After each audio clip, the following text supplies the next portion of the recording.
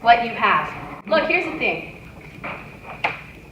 The biggest key to being blind to your purpose is your inability to celebrate what's on your table right now. Right? Say that again. The biggest key to being blind to your purpose is being unable to see what is on your table right now. You came to this meeting and you had breakfast prepared for you. Right? But if you couldn't appreciate that the elements were on the table for you to partake of, you would have missed out on the breakfast. Right? Let me show you something critical. Can you just walk with me? Just walk with me. So, you are ready to celebrate what's on your table, right? And then somebody tells you to get up your table, up and out your table, to come and walk with them. And you're wondering why in the world they would do that, right? Right? I may make you play the keyboard, or I may make you sing. This is for you. Or I may give you a bag of candy. You don't know. You don't know. But you trust it. And if you ask me too many questions, I may have said, you're not quite ready to handle this really quick trip to go get this candy. Right? Thank you. I thought you were going to make me sing. And she was afraid I was going to make her sing. But she still came with me. Right? Yeah. So I want to bring 2 points together. The second point was let go. Be prepared to let go. But the third one was be prepared to celebrate what you have. Right? At that moment, all you had is our trust. I'm not going to take your candy. Don't worry. Don't worry. I'm going to take your candy. All you had was trusting that I was going to guide you somewhere and you were going to be safe. That's all you had. Sometimes that's all we have in life, right? And be prepared to let go of your comfort zones. Hello. And celebrate the fact that you have God with you all the time, right? There's a powerful thing about knowing that Jesus won't ever leave you. Even if you're taking a shower, even if you're going to a meeting, even if you are in an accident, even if you are on the top of the world and everything is going well. It is freeing to know that Jesus is with you at all times. It's amazing, right? And there's something powerful that happens in that basic knowledge and in celebrating that basic knowledge that will help you to find purpose along the way that you never could have made for yourself. Ever. Fourth thing, just do it. Story after story after story. Noah, build an ark. I don't know if you got the memo, Lord, but there's no water. Right? Just do it. Just do it. Right? Abraham, leave all of your comfort, surroundings, home, community, and go. I don't know if you got the memo, Lord, but like there are no planes invented. There are no cars, right? I have a ton of people and flock with me. You want me to move all those people? Just do it. And I'll tell you this, the more you just do it, and you realize how you will never fall. We won't fall. We won't fail. Because Jesus will not let us down. The more you do that, the more you'll realize there's nothing to fear. Even when you think you fall, it's like, I'm going to use this and I'm going to build you back up. You're falling for this moment, but there's something you need to pick up. There's a tool you need to get through this moment. I'm going to build you back up. It may be a perceived failure, but the final address is as concrete as it gets. I may have taken a different route, but I tell you that address, the party was at that address that day, right? So 4 things, keys to finding your purpose. The first thing, come prepared to hang out with Jesus. Find out what that is on a day-to-day basis. Second thing is be prepared to let go. Third, celebrate. Celebrate what's on your table. But I'm just a stay-at-home mom. You were taking care of the future of our generations. Yes. Oh my gosh, that's a huge responsibility, right? I'm unemployed right now. Yeah, you're trying to figure out what the next step is, and prayerfully it's going to be in line with what God has for you, right? I'm just a student. Oh my gosh, you're accumulating knowledge, and I pray that's for the kingdom, right? I mean, there are just so many things, so many situations that a lot of times are underplayed as I'm just the fill in the blank. And God is like, don't you get it? You are my prince and princesses. You are the royal priesthood, according to 2 Peter. There is so much that the Bible tells us, right, about authorship of our lives, rightful carrying out of our purpose, joy in doing so, calculatedness of Jesus. I mean, there's so much in the Word about that. And if we start celebrating what's on the table, unstoppable. Because we won't fall, we won't fail. Jesus will not let us down. Amen. So today we came with, if you know me, I'm a so now what person. So the now what is on your table. And there's a worksheet with a couple of lines on it. We're going to be going through that in a quick second. She's laughing. She's a couple. A couple of lines, a little bit of homework. But I want to talk very briefly about a couple of people that I got to interview over a few years. And then we're going to go to some testimonies about how that worksheet will help you with the third part, which is celebrate what's on your table. Okay? First part, prepare to hang out with Jesus. That's homework you got to do by yourself.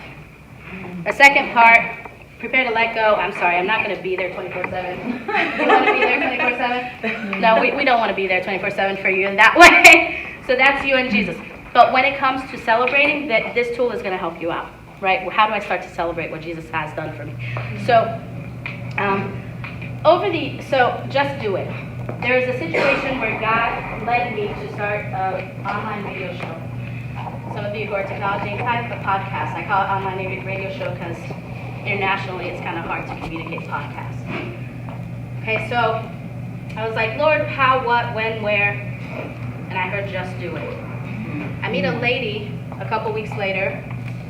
She asked me to participate in a book. It was a compilation of stories. We ended up releasing it. It ended up being the #1 bestseller for a couple of weeks on Amazon. And then we ended up having an opportunity to do these podcasts. So I did it as an invitation for this particular segment of the book that I had written. And in the middle of that, God was like, that's the tool. Okay, so I went to the platform, I signed up by myself and started the Kingdom Work for Christ online radio show. In the midst of doing that, I've been able to just marvel at what God does in the day-to-day person's life, right?